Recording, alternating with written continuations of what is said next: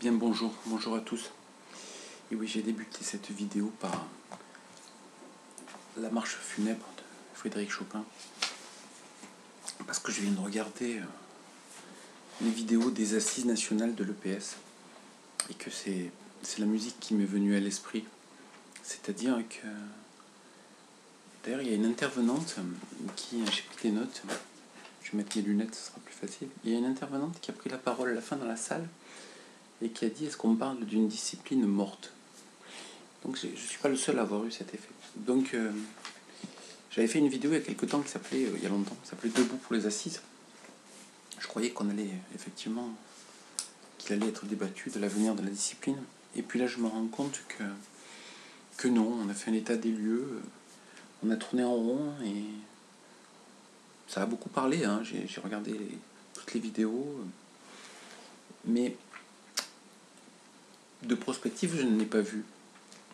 Alors il y avait l'organisation, c'était des tables rondes avec différents intervenants. Il y a eu 4 tables rondes pour ceux qui n'étaient pas ou qui n'ont pas pu y aller, parce qu'il n'y avait qu'une centaine de présents quand même. C'est l'ENS qui s'en occupe, l'école normale supérieure. Table ronde numéro 1, c'était sur les finalités, les enjeux de l'EPS. Table ronde numéro 2, c'était l'opérationnalisation à l'échelle de la leçon. Après, table ronde numéro 3, l'opérationnalisation à l'échelle de l'établissement.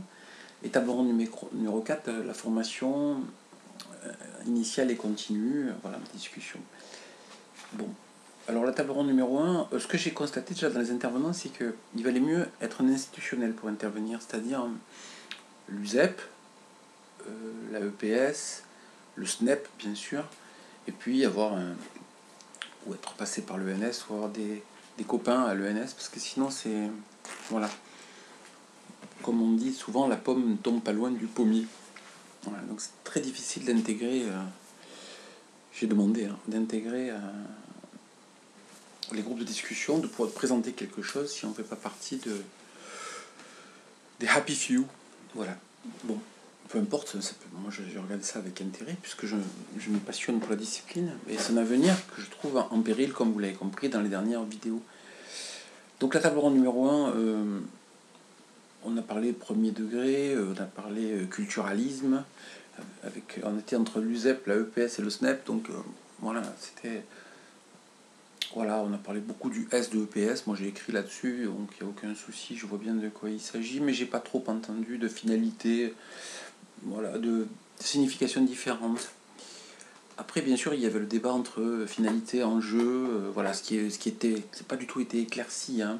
En gros, les tables rondes duraient 45 minutes, chaque intervenant, il y avait un présentateur et des intervenants, voilà, chacun va exposer. Après, il y avait des questions-réponses avec la salle. Le principe était bien. Parce qu'il y avait aussi, c'était, excusez-moi, là, je reviens, c'était un truc qui s'appelait Klaxoon, où avec une appli, on pouvait, depuis la salle, poser des questions, répondre à des questions qui étaient posées sur l'écran au-dessus des participants. Voilà, et les votes, en votant, les participants répondaient à ces questions et donnaient donc leur avis sur les différents items proposés. Donc, ce qui m'a paru intéressant, ce qui m'a paru surprenant, pardon, c'est vraiment que les questions de Klaxoon parfois n'avaient rien à voir avec le sujet concerné. Mais je voyais dans les questions de Klaxoon de la matière pour de futurs travaux, de futures réflexions. Voilà. Moi j'avais répondu au questionnaire en ligne à l'époque, donc je ne me souvenais pas trop de ces questions, mais bon, je pense qu'il y aura de la matière pour l'avenir, pour ceux qui ont récupéré les réponses. Alors le questionnaire a été donc rempli par 3000 personnes, 3000 collègues à peu près. On est 45 000. Il y avait entre 80 et 100 personnes dans la salle, donc je regardais le nombre de votes, 80 votants. Donc c'est-à-dire que l'avenir de la discipline de plus de 40 000 personnes se joue sur les réponses de 3000 et la participation de 80. Voilà, donc bien sûr, on dirait comme moi, on peut regarder les vidéos et enfin prendre des décisions, ça me paraît un peu juste. Un peu court, quoi. Pas juste au sens justesse, juste au sens insuffisant. Voilà. Donc tableau numéro 1, je disais donc finalité enjeu. On voit l'éternel problème, la tension palpable, c'est la confusion entre finalité et enjeu. et l'oubli classique de l'identité. Moi je vois qu'on a des problèmes identitaires, ce qui fait, comme je le dis souvent, on a un problème à la fois interne et externe. Là, le problème interne était évident, donc le problème externe ne peut qu'en découler. Donc on a parlé de culture, on a parlé du lien avec le premier degré, l'éternel truc, ils sont pas formés, ils sont pas au courant, c'est externalisé, enfin tous les classiques. Malgré la présence de l'USEP qui finalement, comme n'étant pas obligatoire, n'existe pas, hein. Enfin, voilà, ou très très peu, voilà, puisque les horaires ne correspondent pas, enfin tout est... Voilà, donc on comprend très bien que les 30 minutes et tout ce qui peut être mis en place par le gouvernement qui a été reproduit, donc puisqu'on est au lendemain d'élection, donc ça va perdurer ce qui s'est passé. Voilà, ça va continuer, et le désastre, normalement, le tsunami devrait nous engloutir juste après les Jeux Olympiques. La table de ronde numéro 2, pardon, j'en bafouille. Alors Nicolas Terré, Laura Prudent, Sébastien, j'arrive plus à me relire, de l'art, je sais plus. L'opérationnalisation au niveau de la leçon, donc j'ai trouvé Nicolas Terré intéressant. Voilà, mais bon, en gros, comment on opérationnalise les finalités au sein d'une leçon. Donc voilà, c'est des paroles d'enseignant. En gros, si le projet est bien écrit, est opérationnel, bien l'opérationnalisation se fera, quoi. Il faut passer tous, comme je le dis souvent, du projet au trajet, c'est-à-dire que les choses sortent de la conceptualisation pour rentrer sur le tatami, la piscine ou le stade ou le gymnase. La table ronde numéro 3, donc il y avait encore l'USEP avec sa présidente Véronique Morera, un prof de lettres, Monsieur Lelon, un prof de PS, Monsieur Scotty, et un chef d'établissement, Monsieur Joannel, donc qui ont donné des exemples de finalité établissement avec différents projets. Alors l'un qui faisait cours avec ses élèves de 6e en même temps que des CM2 de l'école primaire d'à côté. Le chef d'établissement qui racontait plusieurs projets qu'il a mis en place, qui était très intéressant. Le premier degré qui essaie d'exister, c'est très difficile et on le comprend. Et le prof de lettres fait partie d'un comité qui a dit quelques erreurs sur la discipline, mais bon, c'est pas très grave. Donc voilà, en gros, comment mettre en place des projets ou une organisation de l'EPS spécial au sein de l'établissement. Encore une fois, projet d'établissement, organisation, négociation, tout ça, ça se fait à une équipe EPS dans son... On n'a rien appris d'extraordinaire. Ensuite, le quatrième table ronde numéro 4 était très bien, c'était sur la... Enfin, à mon sens, sur la formation initiale et continue. Donc là, avec Michael Attali, avec qui j'ai travaillé déjà, que j'avais fait intervenir à Marseille avec moi, Julien Gagnebien, l'IPR, et Jérôme Visioli, je crois, qui lui était assez percutant.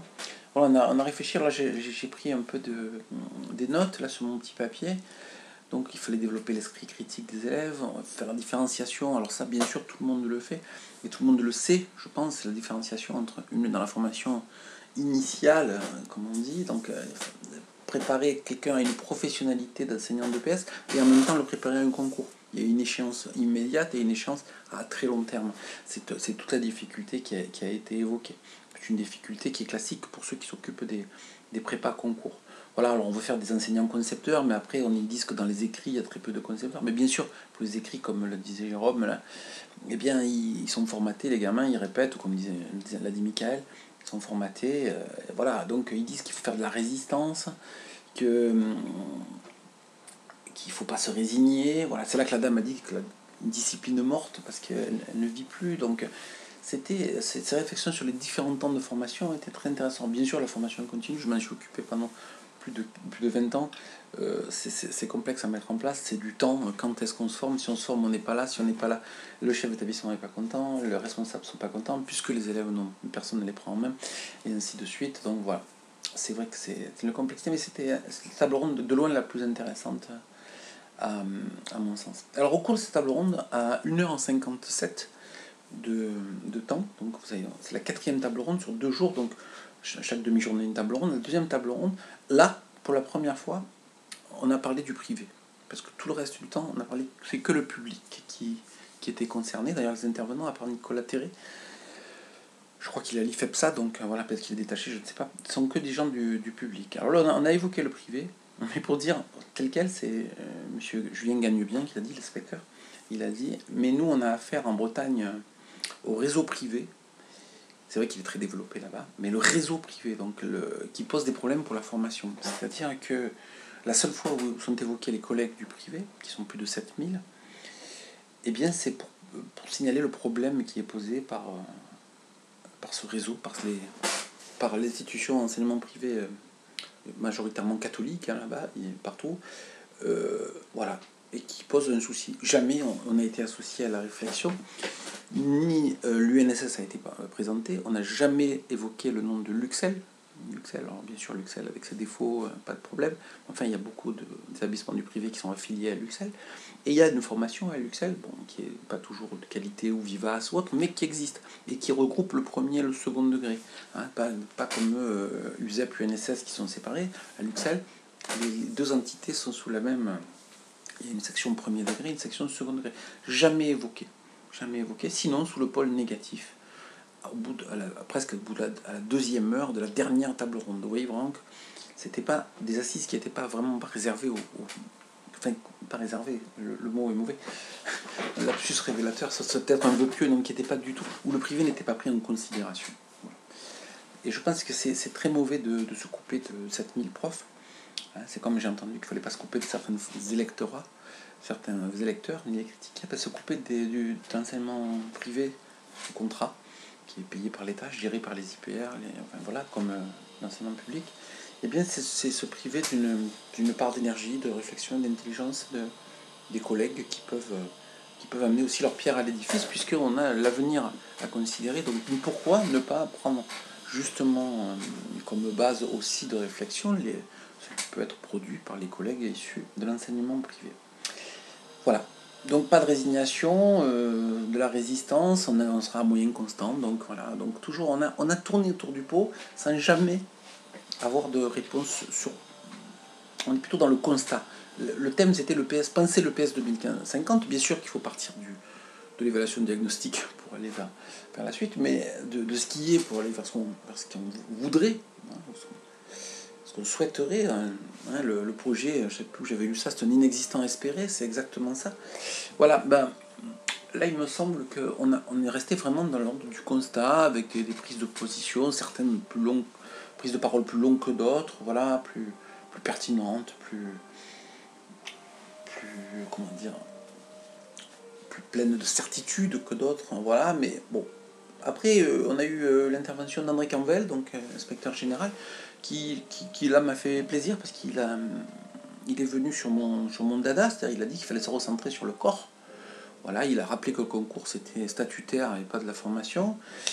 Voilà, c'est passer un concours, c'est se confronter à une porte, voilà, qui peut se refermer sur nous. Hein. Voilà, il a bien dit qu'il fallait penser ce que pourrait être le PS et qu'il ne l'avait pas trop entendu. Voilà, il fallait éviter le renoncement et se recentrer sur le corps. Donc, qui correspond tout à fait avec ce que je propose depuis quelques temps maintenant. Et ça me fait plaisir de voir que l'inspection générale partage mon point de vue. Alors que quand j'entendais parler globalement les intervenants dans toutes les vidéos, eh ben, j'avais plutôt un point de vue très culturaliste, très, très absa-centré. Et voilà, là j'ai vu un détachement de M. Canvel vis-à-vis de tout ça. Voilà. Donc, une fois, pour évoquer, moi j'ai assisté là, en regardant, à quelque chose qui m'a attristé un peu. Qui m'a attristé dans le sens où ce qui m'a manqué là-dedans, dans toute cette sériosité des prises de parole, c'était de l'humour, du détachement, de la joie. Voilà, je trouve que le PS, je l'ai déjà expliqué ici, est une discipline joyeuse, où le corps exulte, hein, comme disait le grand Jacques. Voilà, et que là, dans ce que j'ai entendu, j'ai vu des gens qui tombaient dans le piège j'appelle ça moi, le complexe du survêt, c'est-à-dire le complexe du prof de PS, quoi. Voilà. Donc il veut montrer que lui aussi, il est scientifico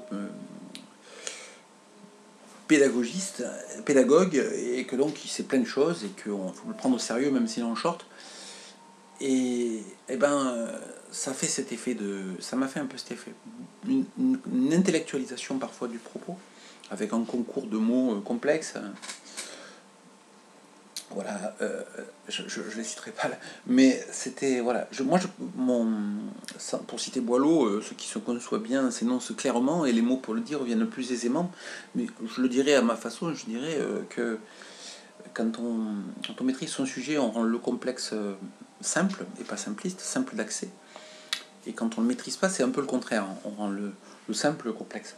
Voilà, on complexifie le simple de manière à donner l'illusion qu'on est dans une forme de conceptualisation. Et c'est ça la sérieuxité, c'est vraiment se prendre au sérieux pour pas grand-chose. Le PS est une discipline de la joie corporelle. Je l'ai dit et écrit souvent, et j'ai pas ressenti ça là. J'ai ressenti, j'ai pas entendu vraiment le danger dans lequel nous sommes. Je l'ai perçu par certains intervenants, parce que finalement les questions de la salle étaient plus libres, peut-être plus libérées, la parole était plus libérée chez ceux qui posaient les questions, quand on entendait bien, parce qu'ils avaient un micro, que pour certains intervenants. Certains étaient libres, d'autres moins. Voilà, donc les questions étaient libres, et là on a senti qu'il y avait quand même un danger, hein, les dangers des fédérations, les dangers des JO, hein, que j'ai déjà évoqué plusieurs fois, donc je ne vais pas y revenir. Voilà, le danger était bien présent, mais il n'a pas été vraiment positionné comme un état actuel, factuel à prendre en compte pour penser l'avenir. Parce que pour penser l'avenir, il ne faut pas qu'on soit complètement débordé et mis à mal par le présent, ou par les 2 années qui viennent, parce qu'après, d'avenir, il n'y aura plus. De prof de PS, il n'y aura plus. Hein, si on oublie de penser les dangers actuels, c'est un peu comme la réflexion sur le climat, quoi. Si on se projette dans longtemps en disant oui, 2, 3, 4 degrés, on va prendre, mais on aura disparu d'ici là. Il y aura eu tellement de montées d'eau, de dysfonctionnement climatique que l'espèce sera en danger. Alors le PS à côté, c'est ridicule. Hein. Quand j'avais écrit le texte sur la collapsologie, hein, la collapsologie c'est la chute, la théorisation de la chute, et la collapsologie c'est la disparition, la chute de l'EPS. Voilà. Donc si on veut pas, si on n'envisage pas cette collapsologie possible, eh bien on oublie que pour penser l'avenir, il faudrait qu'on soit encore présent là, il faudrait qu'on y soit encore dans l'avenir. C'est ça qui me pose souci. Et pour y être encore, il faut repartir de la table ronde numéro 1, mais en positionnant une identité commune. Et par la suite des finalités communes. Parce que sinon on ne peut pas construire. On ne peut pas construire s'il n'y a pas de sens qui est posé. Le sens dans toutes ses significations, à savoir l'orientation, la compréhension et la perception. Voilà, mettre du sens. Mettre du sens dans notre discipline pour pouvoir la partager, pour pouvoir le dire aux élèves, pour le dire aux parents d'élèves, pour le dire aux collègues, pour le dire au conseil de classe, pour le dire à l'extérieur, pour dire moi quand je suis prof de PS, voilà ce que ça signifie. Et c'est ce qui m'a manqué, c'est-à-dire des gens, des personnes qui se positionnent vraiment. À part l'intervention finale, conclusive, eh bien je n'ai entendu que des propos, selon moi, bon, voilà. Bien sûr, il faut nuancer son propos et rester modeste, mais à un moment, on peut se positionner de façon subjective par rapport à ce qu'on pense et ce qu'on conçoit. Si c'est pour venir dire, bon, ça peut être comme ci, ça peut être comme ça, moi je sais pas trop ce qu'il en est, je veux pas dire. Non, mais c'est pas la peine de donner son avis. Ouais, ça peut éclairer, mais on le donne à l'apéro le soir hors contexte. Quand on intervient, pour moi, il faut donner son positionnement de façon claire et nette. Et s'il n'est pas dans l'air du temps, c'est pas très grave. Il s'agit qu'il soit justifié, ancré. C'est ça qui fait l'intelligence. Je l'avais fait une vidéo sur le débat. Hein, il faut pouvoir débattre comme l'origine de l'agora. Tout le monde se réunissait. C'était la construction ensemble de l'intelligence commune pour le bien commun. Notre bien commun, notre visée commune, nous, c'est une EPS joyeuse et efficace pour les élèves dans lesquels ils découvriront un épanouissement physique qui leur sera proposé par des enseignants au sein d'une institution scolaire par laquelle tout le monde passe. C'est extrêmement simple. Un épanouissement physique. Il faut qu'on apprenne ce qui nous fait du bien et qu'on ait envie de reproduire dans une littératie physique qu'on apprend à l'école et qui se poursuivra tout au long de notre vie. Ça, je ne l'ai pas entendu. Je l'ai pas entendu. Et ça m'a manqué. Ça m'a manqué. Parce qu'on ne peut pas parler d'assises nationales, de volonté de faire un livre blanc pour les politiques qui n'en ont rien à foutre quand on voit ce qu'ils font de l'écologie qui va nous amener tous à la fin. Alors, vous imaginez l'EPS, mais ça les fait rigoler, quoi. Tout le monde parle de sport comme je l'ai fait dans la vidéo précédente sur le podcast où tout est mélangé, quoi. Voilà, pour la doxa, pour le monde extérieur, au survêtement, bah, le PS c'est le sport à l'école, quoi. Voilà. Donc bon. L'autre jour j'entendais encore un débat à la radio, là il disait est-ce que les échecs, ils veulent que la fédération d'échecs rentre à l'école, veut devenir une fédération olympique pour avoir des budgets, enfin voilà, des subventions. Bien sûr, mais est-ce que les échecs sont un sport? Alors certains disaient oui, autant que le tir à l'arc, mais le tir à l'arc c'est un geste. Quand les échecs, il n'y a que de la réflexion, mais l'autre rétorquait. Mais il faut être en condition physique idéale pour pouvoir tenir un tournoi d'échecs. Alors qu'est-ce que c'est? Est-ce que c'est un sport? Est-ce que c'est pas un sport? C'est une activité physique? Qu'est-ce qu'on fait? Est-ce que si à l'école on vous dit, c'est en tant que parent d'élève, on vous dit ben, votre enfant il va faire un cycle de jeux d'échecs, est-ce que vous allez dire c'est de l'éducation physique ça? Voilà, est-ce qu'à une époque où la sédentarité menace, où, voilà, où on a des soucis avec la perte de capacité physique, les échecs sont la bonne solution. Les échecs sont une solution pour la concentration, qui est l'opposé de la vie de zapper des ados sur leur téléphone et leurs écrans. Donc ça a peut-être de bons côtés. Voilà, passons. Mais qui sommes-nous? Les questions, elles sont très simples. Qui sommes-nous? Que voulons-nous? Et quels moyens nous mettons pour y arriver? Qu'est-ce qu'on prend comme support? Comment on organise? Comment on organise tout cela pour que ce soit pertinent et efficace, hein? Donc, j'ai fait l'effort de regarder toutes les vidéos. Je suis resté devant, concentré, en prenant des notes. Et je déplore que ce soit comme des assises, ne nous ait pas permis de nous redresser. Les assises sont restées un peu basses, un peu au niveau du sol. On était plutôt assis sur un pouf que sur des tabourets hauts. Et on n'a pas décollé, quoi. Ça n'a pas décollé par rapport à ce qu'on aurait pu espérer, par rapport aux intervenants qui étaient de qualité. Mais à un moment, il faut vraiment, cette discipline est en vrai danger, j'en suis persuadé. Un, elle est en vrai danger. Deux, elle est plus que nécessaire et fondamentale.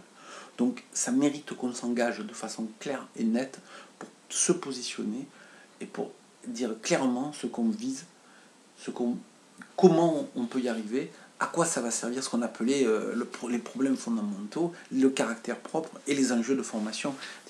C'est ça qu'il faut savoir poser. Et c'est ça qu'il faut qu'on pose tous ensemble, sans oublier 20% de la profession, sans oublier les organismes qui fonctionnent, en ouvrant vraiment, et en ouvrant la porte à tous les gens qui sont intéressés, et pas uniquement, comme dirait Moscato, un grand penseur du monde sportif, aux copines, parce que sinon il y aura toujours du déchet, de la perte. Alors bien sûr, tout le monde ne peut pas... Mais les gens vraiment intéressés qui proposent, j'en connais, et ben, ils ont manqué peut-être là. Ils ont manqué par leur engagement. Je pense que ça manquait un peu d'engagement. Voilà. Il faut des paroles incarnées et engagées, en montrant que il y a une... Il voulait des enseignants concepteurs dans les concours, mais est-ce qu'on a déjà des enseignants concepteurs dans ceux qui forment au concours? Où on n'a pas simplement des psittacistes, c'est-à-dire des gens qui répètent comme des perroquets ce qu'il faut faire pour réussir, et ça marche. Mais il faut de l'engagement. Ces assises manquaient d'engagement. Elles ont eu le mérite d'exister et de mettre l'accent sur le PS, et ça, bravo. Mais en revanche, sur le terme d'engagement, les intervenants n'étaient pas, pour moi, assez présents physiquement dans ce qu'ils disaient. Ils ne donnaient pas assez d'eux dans leur conception de la discipline. Et c'est sur ça qu'il va falloir travailler ensemble. Merci de votre attention.